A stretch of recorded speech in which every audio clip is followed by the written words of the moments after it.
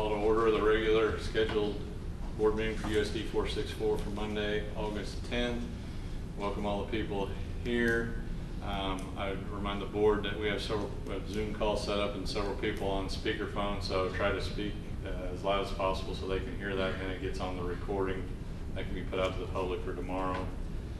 With that, I invite everyone to stand and do the Pledge of Allegiance.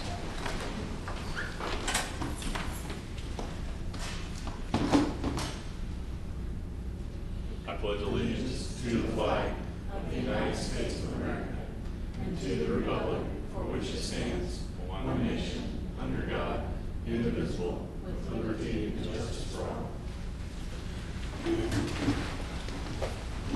With that, I would entertain a motion to approve the agenda. Move that we approve the agenda. I second. Justin moved, Karen seconded. All in favor? We'll just do a roll call vote. Stephanie? Aye. Justin? Aye. Karen? Aye. Drew? Aye. Chris? Aye. Aye. Motion carried. All right. With that, we'll move on to the first item, 1.4, presentation by Aaron Merrill of Esky and Associates. Aaron, I believe we all have your handouts. They're also in the board docs, and you weren't presenting any, or running any slides or anything for us? Okay.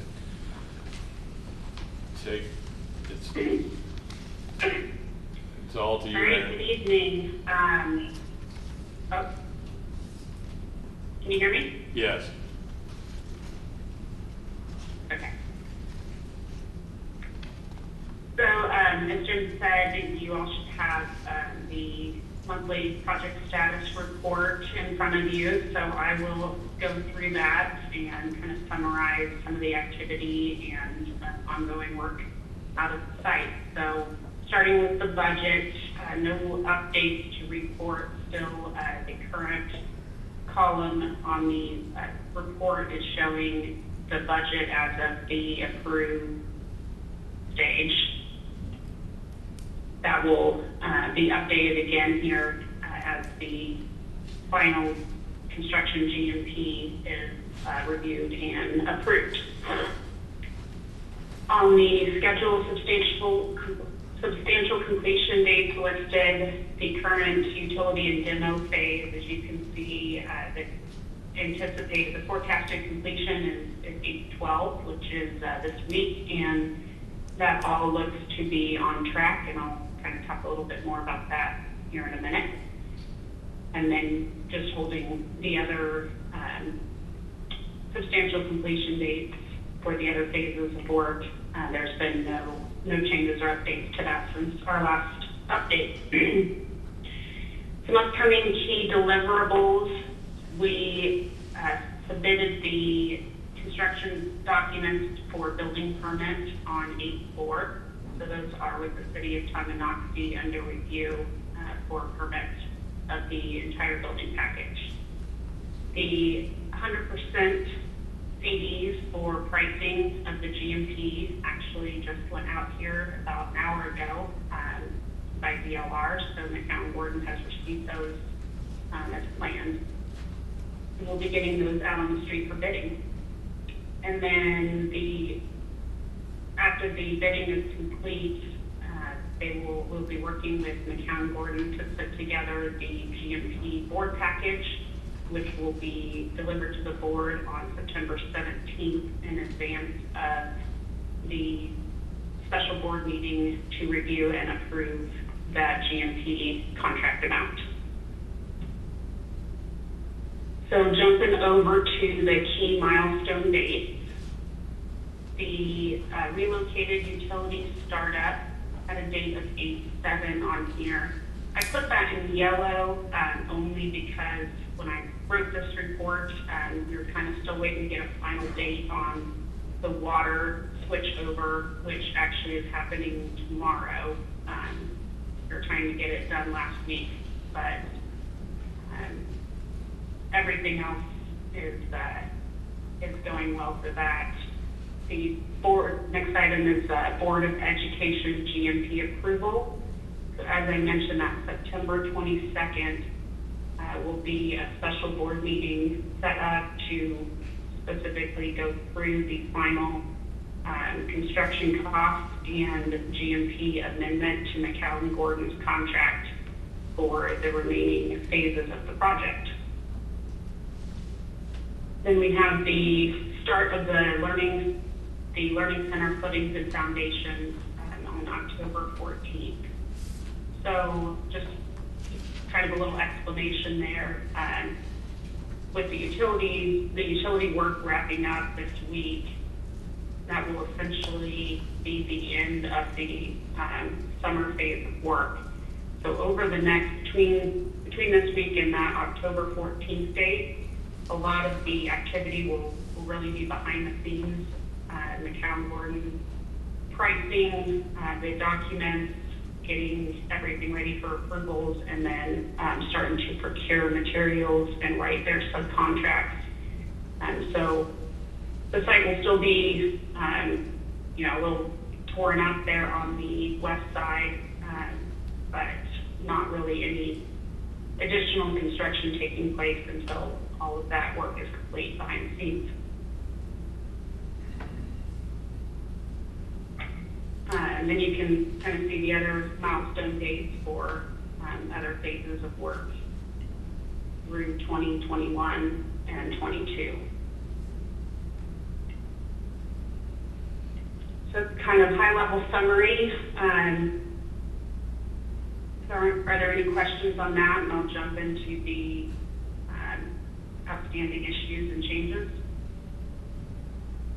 Anyone have questions for Aaron? I'm seeing none here. Chris or Drew? I think you can go ahead, Aaron. No, I'm good. So we'll start out with some good news updates here on the project. The utility disconnects and startup, as I alluded to, everything has really come together well in the end through the ups and downs during the work. So the main power switchovers were done last week. So both buildings are back on the new relocated power service. Forest worked really hard Friday and Saturday getting the internet back up to the high school building with the new fiber lines that were run. And the gas, says here scheduled to be online by 8/7. I wrote this report prior to that, but that did occur last Friday. And as I mentioned, the water shut down. This is 8/10. It's actually going to be tomorrow, 8/11. And then sanitary, they are making some final tie-ins there, but there's no shutdowns required for that new work, and they should be complete with that by Wednesday of this week. So everything back on schedule, going according to plan. So that kind of ties into the next line item here. When we met last month, we talked about the contaminated soils that the construction crews ran into. And good news, I had those all tested by a special inspection agency, and the soils were under any limits required for special removal. And there was some water on the surface there that was contaminated, but was just surface water. So once we got all those test results back, they said that we could continue digging as normal, and there were no cost implications to special removal and remediation of that work. So that was really good news there. They did do some historical data research just to confirm that there was no records of any underground tanks. It looked like there were some above ground tanks and some historical photos. So they likely the contamination they found had just leaked onto the surface of the ground from those above ground tanks.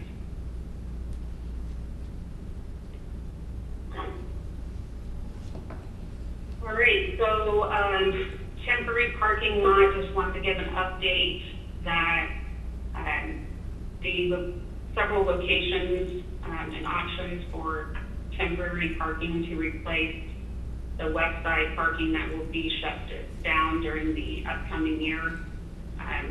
Several options were reviewed by the administration with the construction team, and they determined to construct some temporary spaces along the east access road and using a rock base that could potentially be reused for some permanent parking if that is accepted as part of the final GMP cost of the project. So that will get put in place here over the next couple weeks. I'm going to skip over the next item, the polished concrete, real quick, and we'll come back to that at the end. The site access communication, I went over with Mark Farrar today, and we talked with Lauren and the other administrators last week about putting together some visual site layout documents to distribute to the families and students how the ongoing construction will impact drop-off and site access. The county board is going to be putting up some signs at all the entries, noting where no construction traffic or, no public access into their construction zone. So we'll be getting that communication out. And then I left on here from last month about a groundbreaking ceremony. I think, again, we'll just kind of leave this as a future topic of discussion. I think some of that probably has to do with other things going on with scheduling of school and within the district. So unless anybody wants to talk about that in more detail now, we can revisit that later. So going back to the polished concrete, this is something that Lauren and I discussed and just wanted to put in front of the board. Do you all have some photos there? Yes. Of the Yeah, we have. polished concrete? Okay. So I guess I'll start with just a little background. The photos that you have are of the hallway, the entry into the existing gymnasium area. And if you recall, we talked about this a little bit previously, that the existing BCT flooring in front of that, at that gym entry, was in pretty rough shape, and the administration planned to do some repairs to it this summer. And the decision was made to go ahead and remove that and polish those floors to align with the long-term plan of polishing the other areas, the other existing areas in the new building concrete floors, so everything would be, everything would match and tie together. So the idea behind the polished concrete and removing the BCT, again, one was so from a visual point, everything matched going from the west addition through to the east addition. But the other part of it was really a desire for ease of maintenance and long-term maintenance of the floor. The BCT has been a struggle. Some areas have become unglued and need to be replaced often, and they require frequent waxing and polishing. So what you are seeing in these pictures, one of the things with polished concrete on existing slabs is you don't really know what is there until that old BCT was removed. So once that VSP was removed, the floor was polished. You can see there are a couple areas more in front of the door to the, I guess, the west end of that hallway. There are just some existing cracks in the concrete and just existing conditions. And over time, the glue from the field VCT that was on it kind of became embedded in those cracks. So you see kind of the white lines and white spots in some of those areas. So, you know, it's obviously cracking and some imperfections in polished floors are to be expected. I think there were just a couple locations in here that it's maybe a little bit more noticeable because just the condition of the floor that's been there for so many years. So just wanted to get any feedback or questions or comments from the board on the floor as we evaluate the maintenance of it versus, you know, how this appearance is. There are some other things that can be done to improve the appearance. You know, they're just a little bit more expensive. And then just kind of evaluating if this is something that we continue to move forward with on the other portion of the building around the TPAC as currently planned as part of the future renovation phases. I mean, do you have any suggestions? I mean, or is there further like polishing or that kind of treatment that can be done with the machine, or are we talking have to tear out and replace to match? Yeah, no, it can be, they can just go do a heavier grind on it, and they can basically grind through these imperfections. It's like I said, obviously more grinding is more labor and more cost, and at a certain point you start to actually expose the aggregate underneath, which, you know, if you get more of that kind of terrazzo exposed aggregate look, which can be really nice. I mean, I personally had this at And, a you know, house. It doesn't look bad once you do that. You just see where the rocks are. I mean, I Right. Nan, I gotta believe that our new polished concrete's not gonna look like this because I believe that we will have control joints installed in that concrete. Yes, so the new polished concrete would look like this without the white spots and the large cracks. So, Because they'll saw control joints in it. yeah, and I'll be honest, it will still have minor cracks, as you know, as you may know, concrete tends to have hairline cracks even. If you put the control joints in, the control joints are just gonna limit those to certain areas. But the difference is those cracks will blend in better because they won't be filled with the white glue that you're seeing in these areas. And they can be filled in with the actual gray. So, you know, it's a nice, clean, consistent look. But I mean, is there it's really, it always comes down to kind of a personal preference. There's,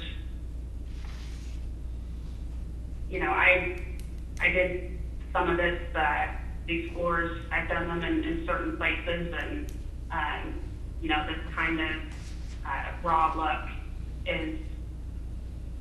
is what people like and want. And, you know, once you get, you know, new paint on the walls and everything cleaned up, and goes together, and it's just kind of part of the character.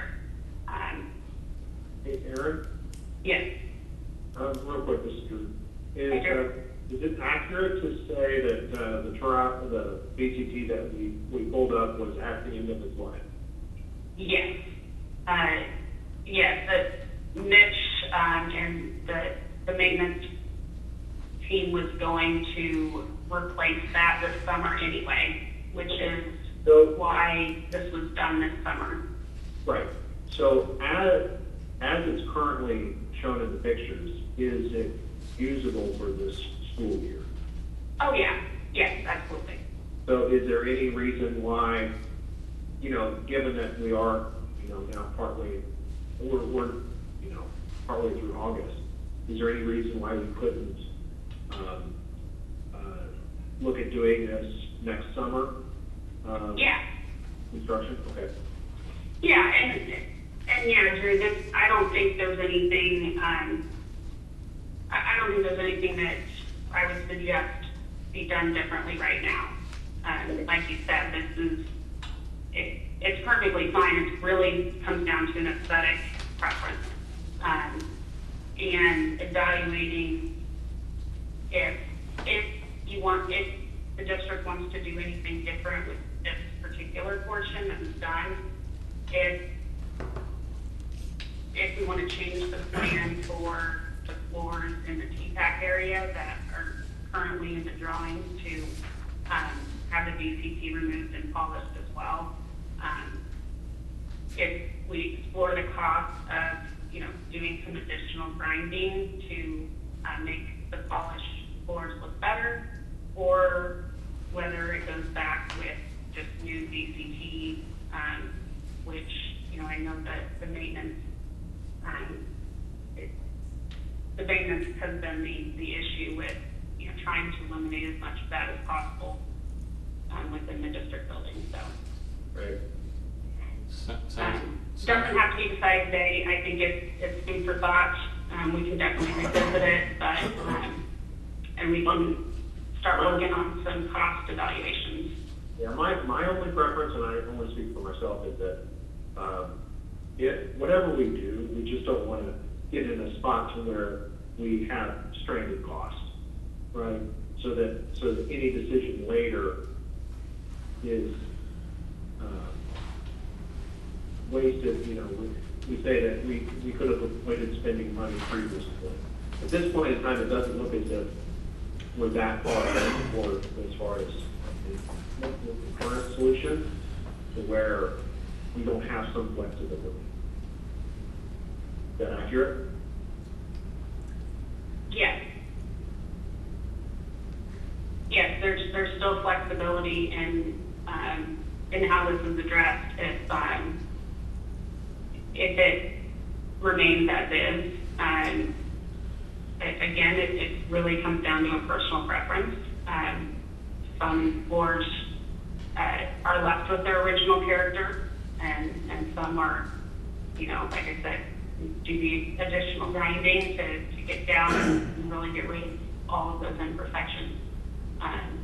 So I think it's just making a good decision that takes both the aesthetic and the maintenance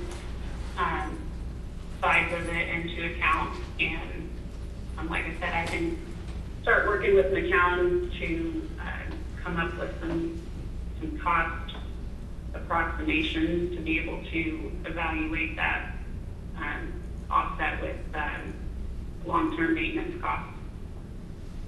Yeah, I think everyone would be Okay. agreeable to look at it down the road here, and kind of put it on our wish list and check in on it later. Yeah. So, like I said, just wanted to kind of bring that, just put that out in front of everybody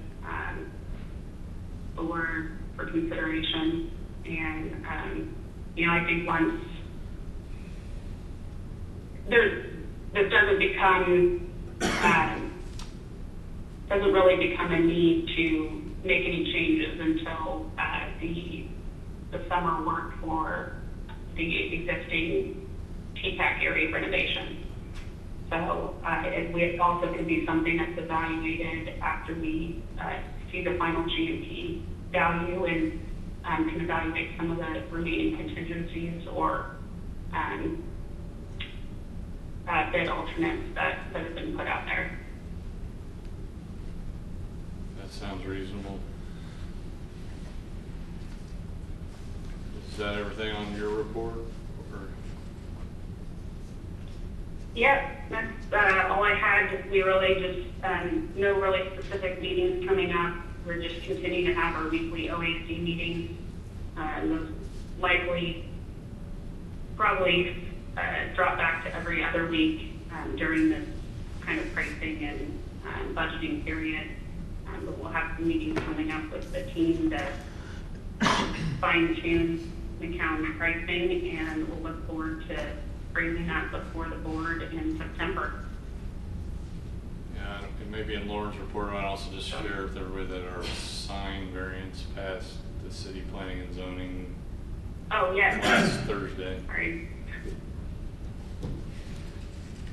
for the signage out Yeah. front and on the east end of the building. So, anyway. All right, Aaron, thank you for your time and your report. Is there any questions? All right. If not, we'll let you go and move on to Lori. All right, thank you. Thanks, Bye, Aaron. Aaron.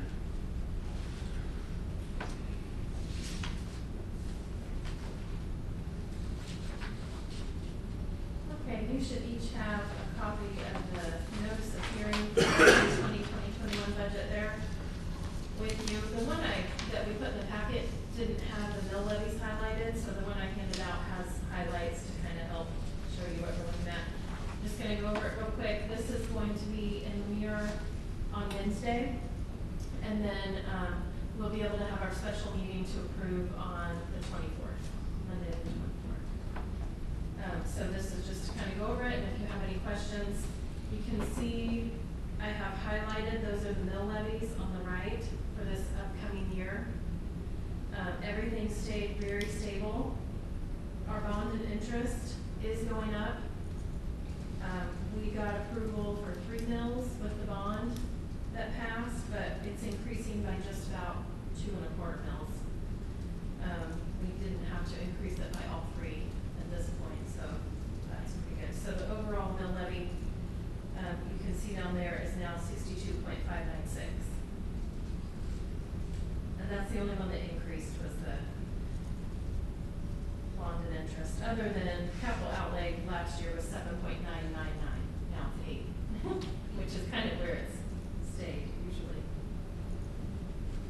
Does anybody have any questions about any of that? Nope. Questions? Chris or Drew? Budget questions? No questions? No, I'm good, thanks, Jim. All right. Well, Lori, thank you for working. They had it reviewed by Greenbush and the state, and our evaluations have helped, but our head count is kind of trending in the wrong direction. So that's anyway, it's some influence on where the budget landed, and then obviously the mill levy for the new high school is going to kick in next year. So appreciate the update. If there's any questions, don't hesitate to reach out to Lori. Lauren. Thank you, Lori. Mitch? Did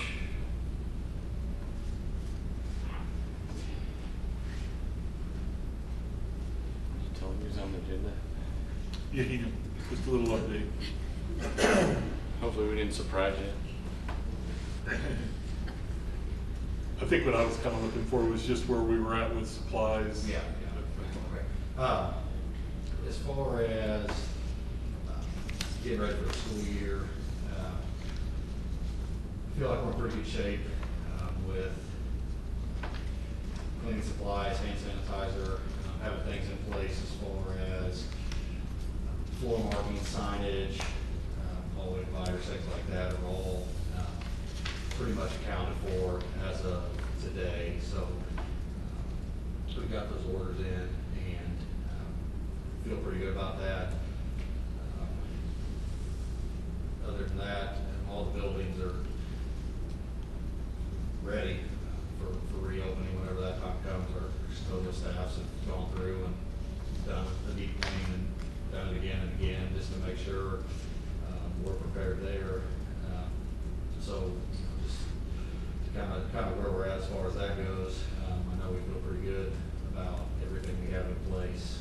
And then about halfway done, installing new water fountains everywhere that have bottle filling devices on them. So that should be done here in the next 2 weeks.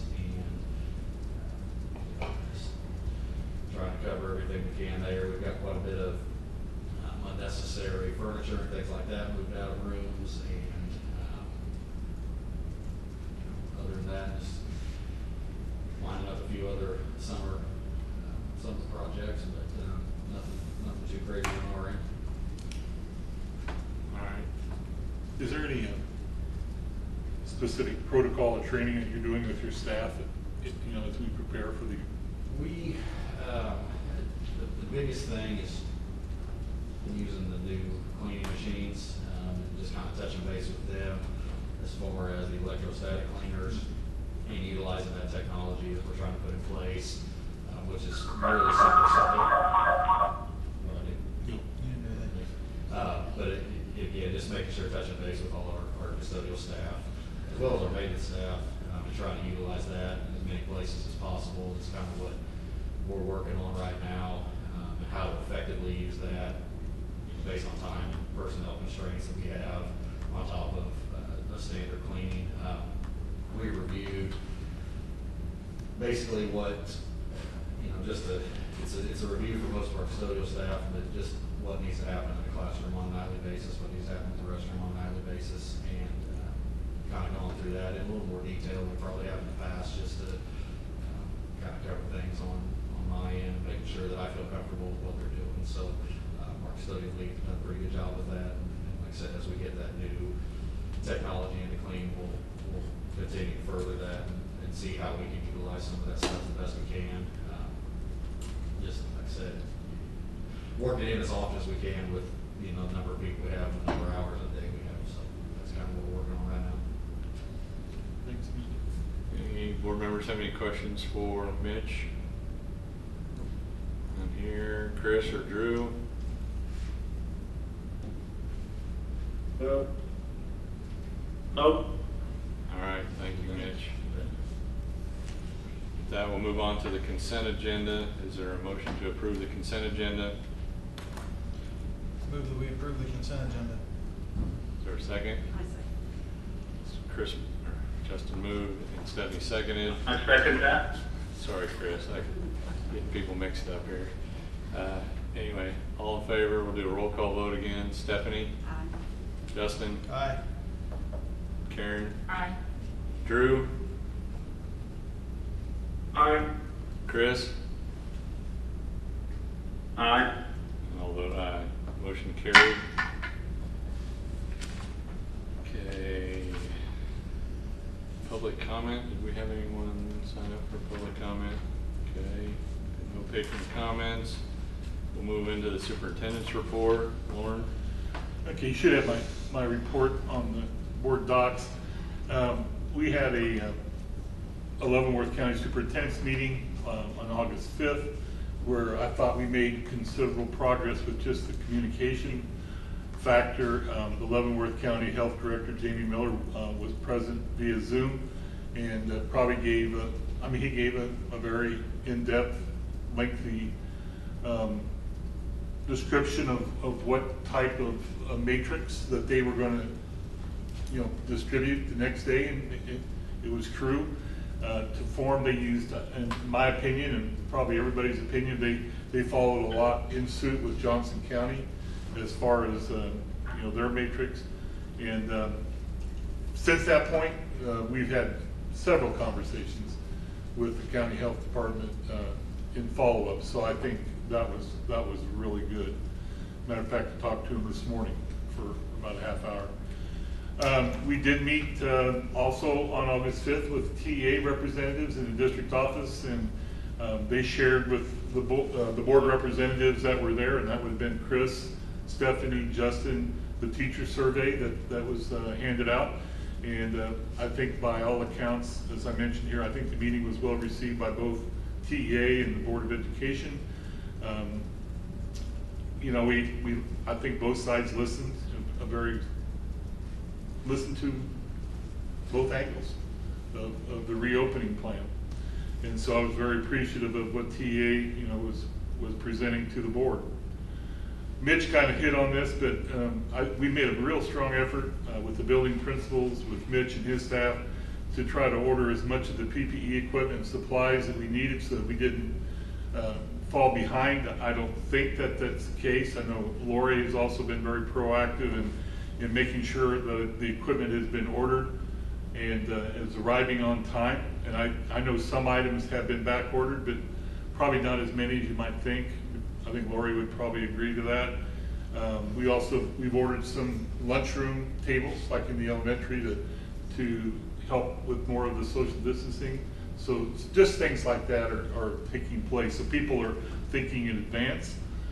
We had I think a very well-attended Frontier League Superintendent's meeting that was also held in conjunction with the Frontier League athletic directors, and that's a whole nother story about activities and athletics. A lot of questions out there that we'll probably talk about at some point. But Cody, our new athletic director, has put a lot of time and effort into compiling information to help me with some of our decision making. Once again, when you look at the Frontier League, you have schools from Douglas County, Wyandotte County, Johnson County, Leavenworth, and so you're getting a mix of input, insight from their county health directors and from school districts, and that everybody's in the same boat. I mean, it really isn't a whole lot different.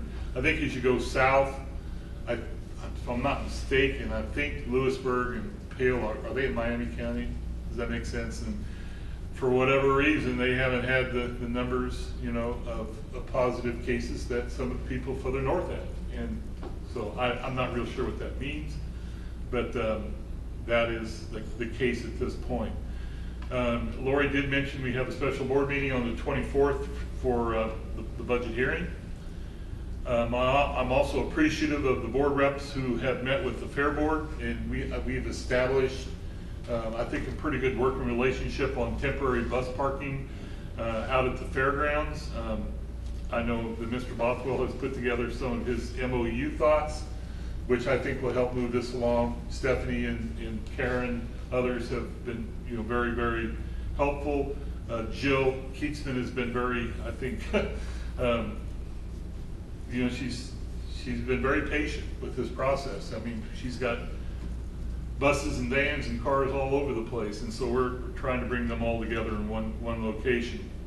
I do have a meeting lined up later this week with the Tonganoxie Rec Commission with both Gail and Brad. I think mainly with all that's been going on the last 6 weeks, we just haven't had a chance to visit like I would like to. So we're going to reestablish just some of those meetings. I think we're all on the same page, but I want to reinforce that. And then tomorrow we have a very important administrative team meeting. Once again, you know, following tonight's meeting, we need to, you know, continue to move forward with either the strategic reopening plan, the remote handbook, all the safety procedures that Tanya's worked so hard on putting this all together, and we just try to be consistent. That's my message. And tomorrow we're hoping that we can continue that process. So, is there anything else, Jim, that you wanted me to mention at this point? We didn't really want to get into the. I don't think so. I mean, I think that's everything you had. I think that's it. I don't know if there's any questions for Lauren on any of these items or anything else going on. Chris or Drew? All right.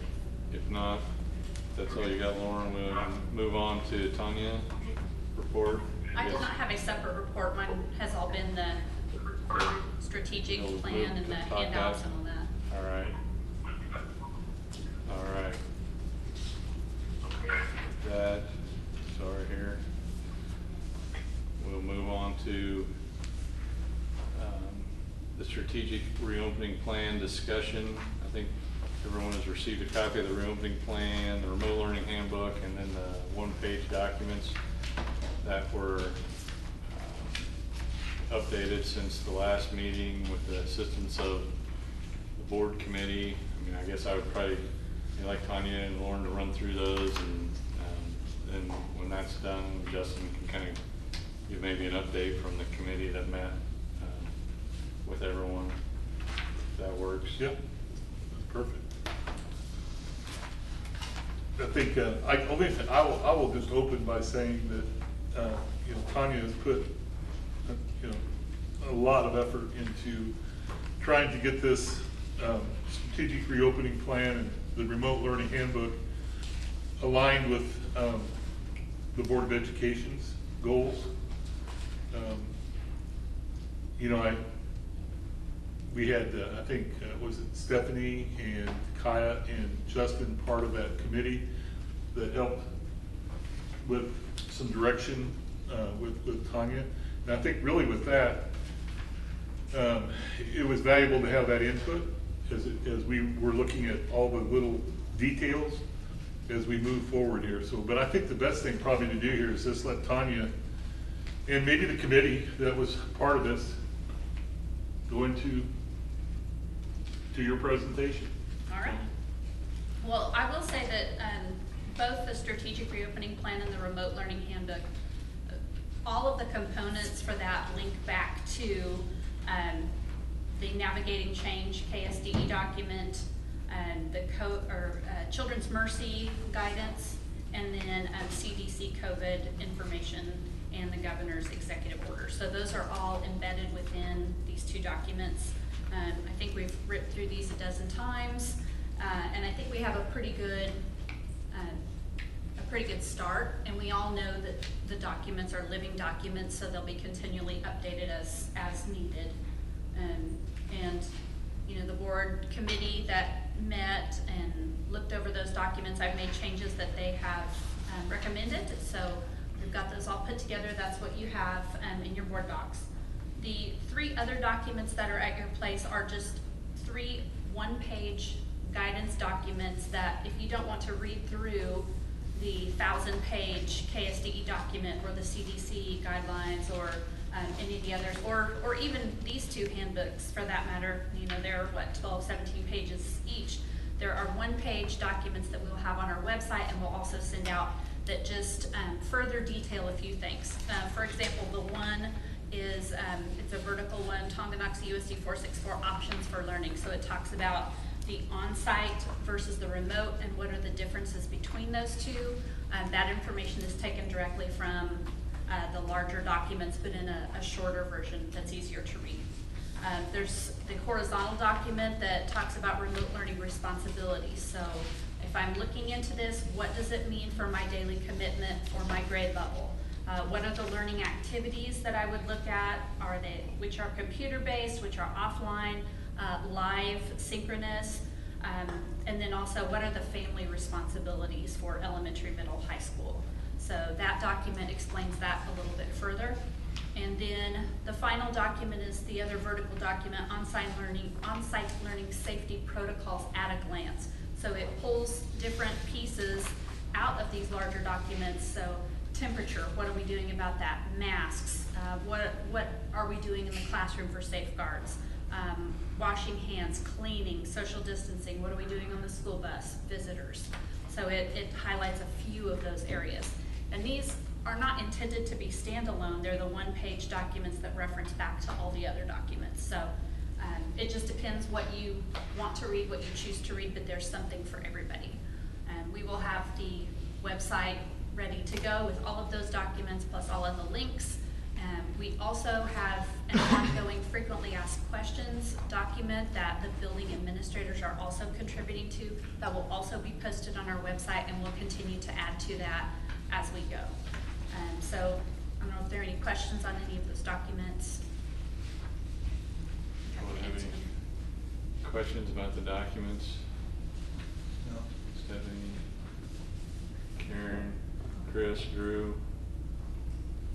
Do you want me to give a little update from the? Yeah, I think is that kind of summary.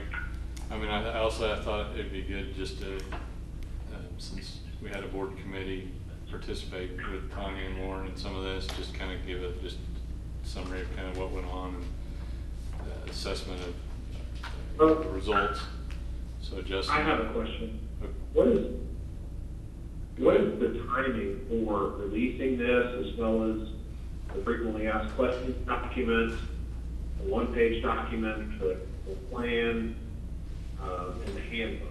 After approval tonight at the board meeting, we will post these on our website first thing tomorrow, and we'll also send them out via Skylert, Facebook, email, text.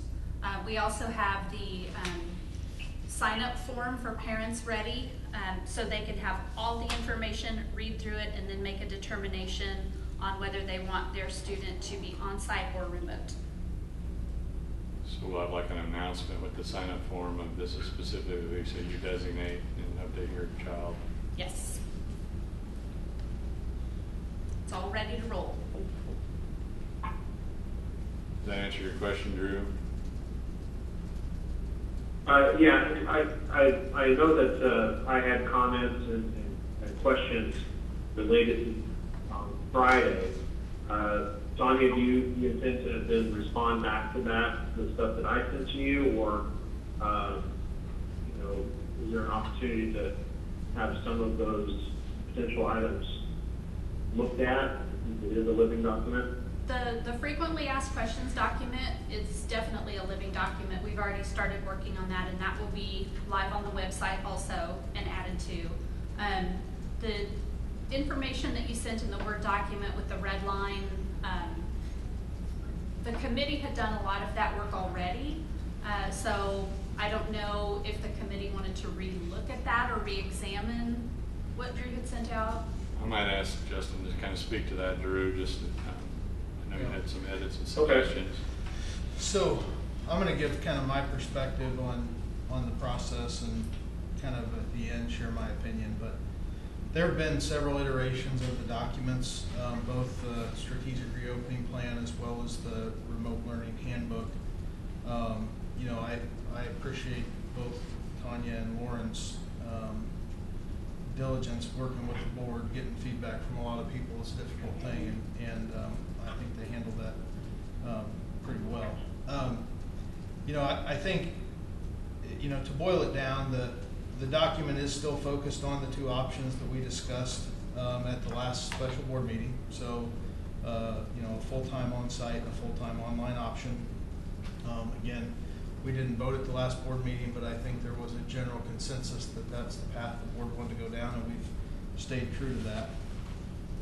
I would say that the focuses were, really on, I think there was a lot of focus on making sure that the remote option was, more rigorous than what we had in the spring, and I feel like that was accomplished.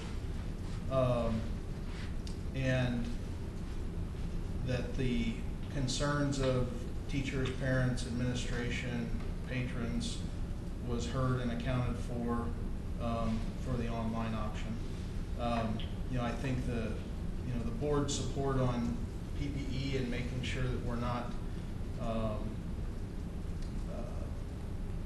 we want to make sure that the teachers and the administration have the full support of the board, and I'm pretty confident that we'll have that, but I think that's going to be critically important. I was going to hit on the Leavenworth County Health Department, but Lauren talked about that, so I'll skip it.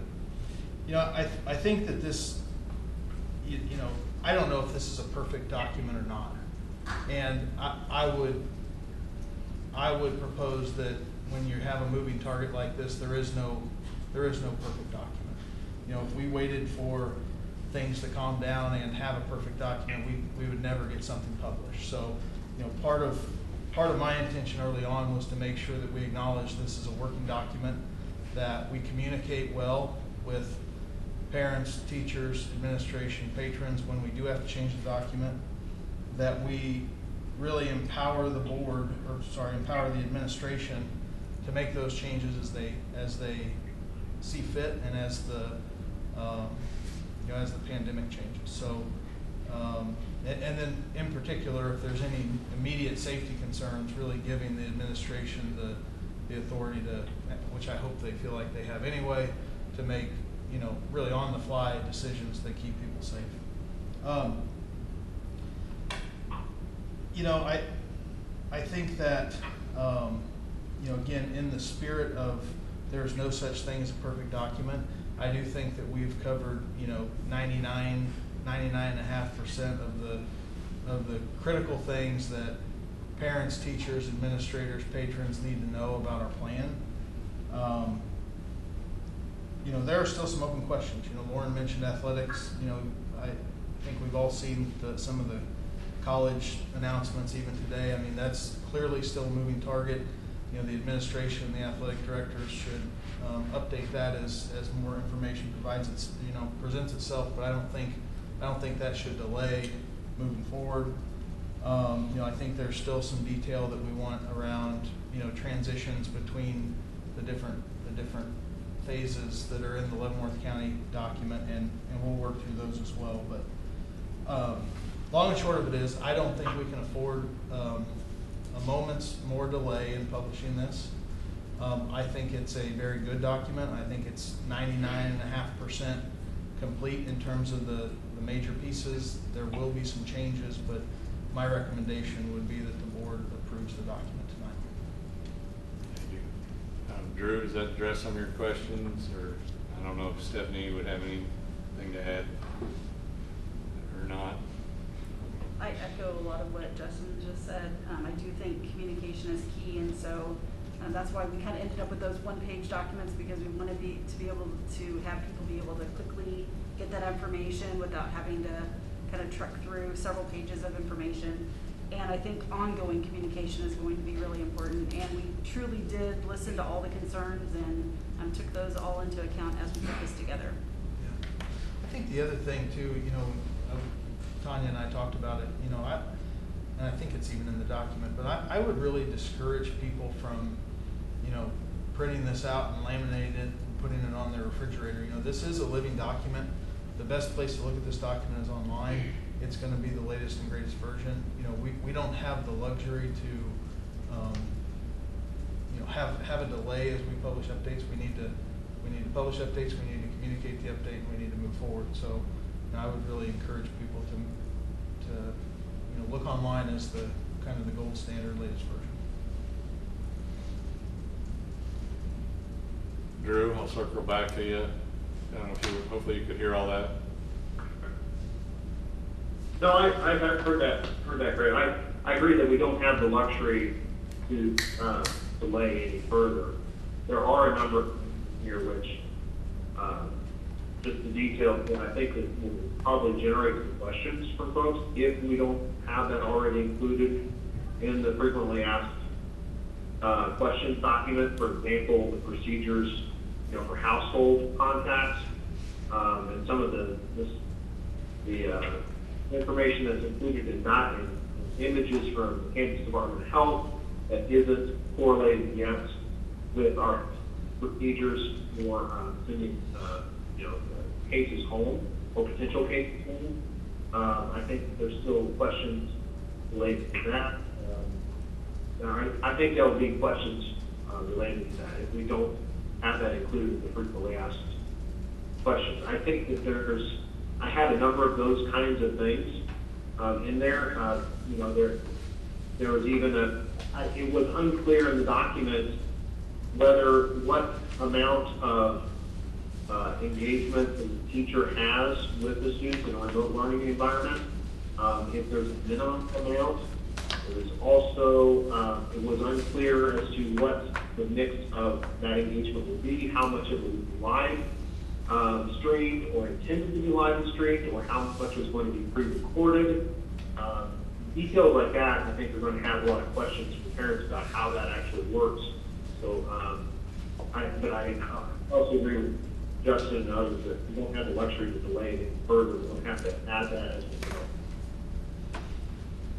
I mean, some of those are going to be moving targets probably by grade level and teacher. I think we can continue the dialogue, and I mean, I think the FAQs is going to be an updated document as well. that's circulating through the administrative teams and trying to get that posted out there as well. I mean, I thought those, all those questions you had, Drew, were really good. I don't want us to get lost in wordsmithing the document, but the big topics and things like that are what we need to keep pushing forward, so there is clarity for teachers, staff, parents, and everybody. The plan does have a large push on wearing masks, and I do have a question on that. Like, I've had some people ask me, is a face shield equivalent to a mask? And I do think that's something that we need to take a look at too. Is it okay if a student wears a face shield, or do they have to have a mask on? So that might be something that we need clarification on.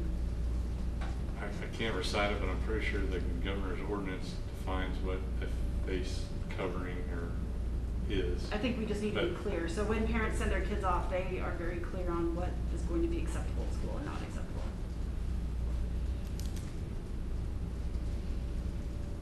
Karen? Yeah, the other things that I saw in there was, the one thing that really kind of wasn't clear to me was, at what point does are they allowed to come back? As it's written right now, and I think there's going to be questions on this that we're going to have to address quickly, at least based upon my interpretation, is people with symptoms after 10 days could still return, but it doesn't have any.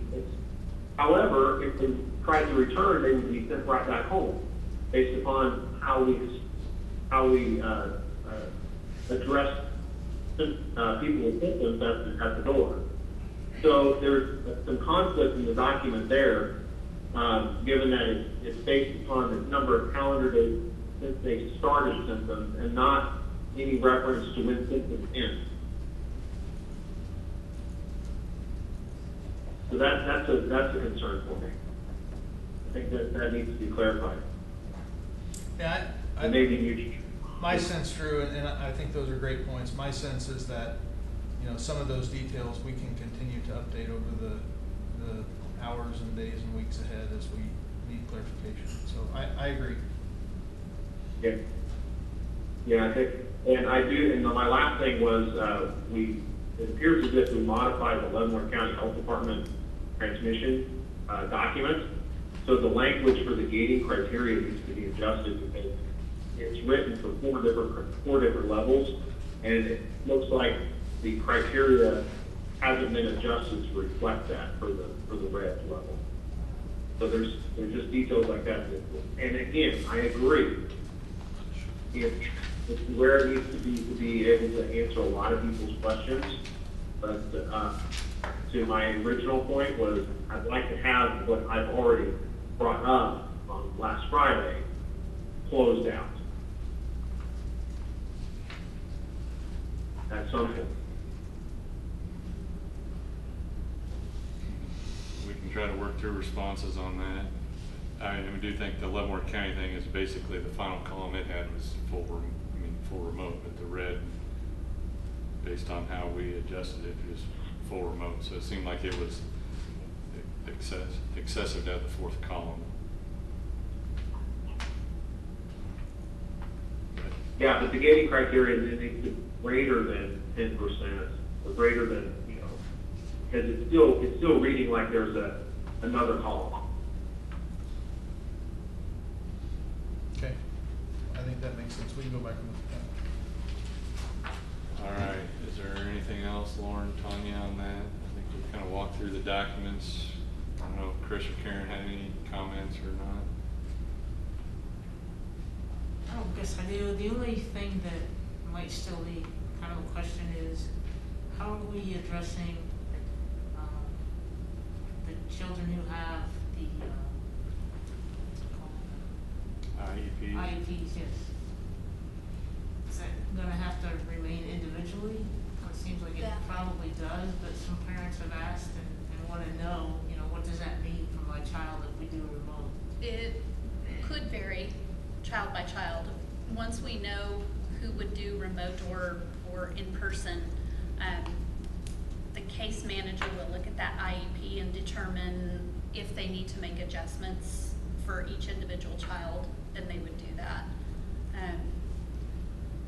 Honestly, it's very individualized. It's an IEP, so the special education department would handle all of that, and they can field those questions on how things would be altered.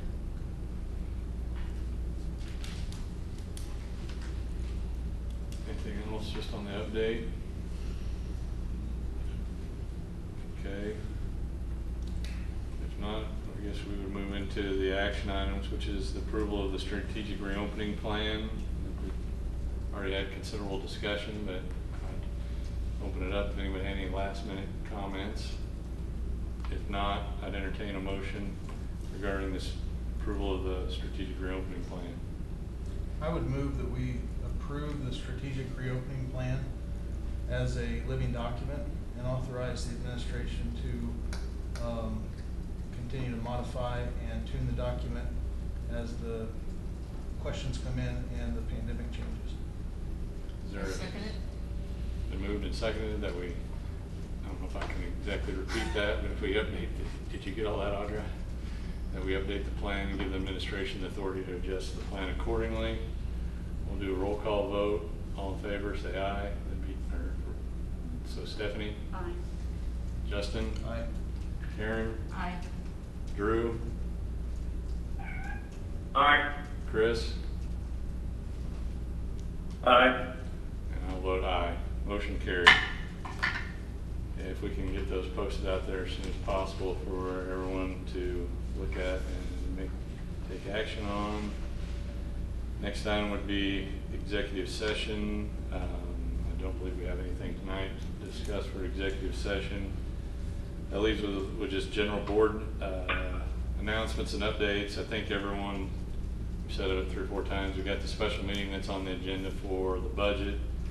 I would say our financial advisor reached out to us today just to kind of give us a heads up about the market and possible to refi the bonds related to, I believe it's this building. That's become favorable. So we're going to try to arrange a call with him hopefully this week and see kind of where that plays out and what maybe. He didn't see a lot of volatility, so I don't think it's like an immediate thing, whether it waits till September. We already kind of, I think we technically already approved that we could refinance them over a certain threshold, but I'd kind of like to get the information, the number, and share it out to the board before we do anything. And go ahead. We should probably anticipate another special board meeting for activities. Okay, well, I do know there's some, the plan does have guidelines and you guys have some authority, so I guess I think we maybe need to play that by ear in terms of what it shakes out, but it's, as we know, it's quickly changing as far as what August 17th looks like, what's happening at the college level, what could trickle down into the high school level. I think it's important. We don't have anything scheduled at this point, but just be prepared, I think. We're in the yellow area based on the plan right now, which technically says we shouldn't start contact sports. The discussion amongst all the area schools and league schools is all part of that.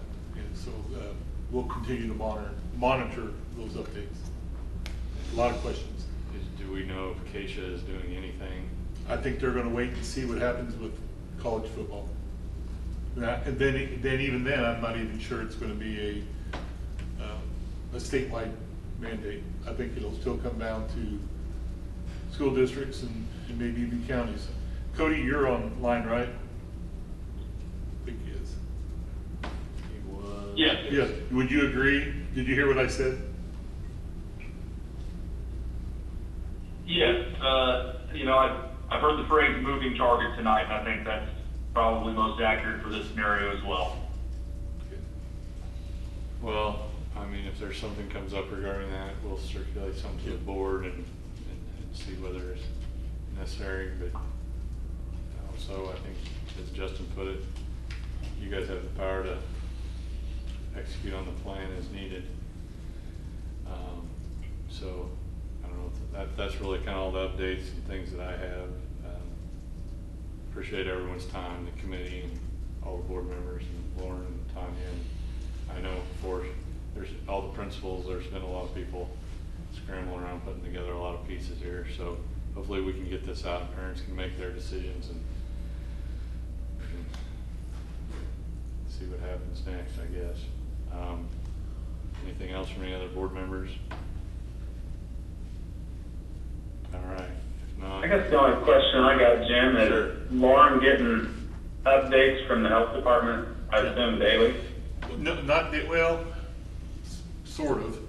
He told me today that they update their recordings and numbers on Mondays, Wednesdays, and Fridays. And then what he plans to do is compile those numbers so he has a complete week's worth, and that most likely he would report out Monday morning.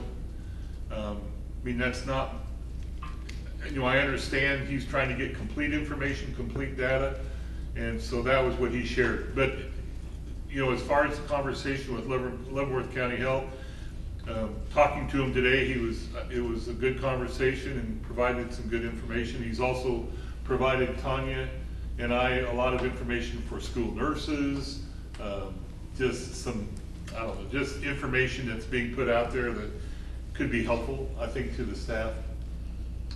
Some of them are one-page documents.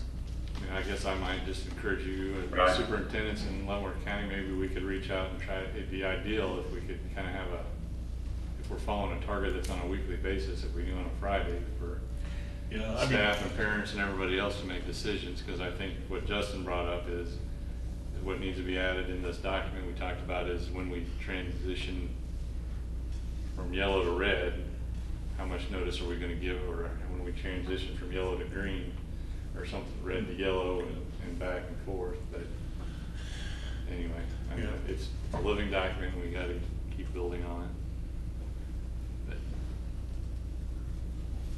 But anyway, anything else? If not, meeting adjourned.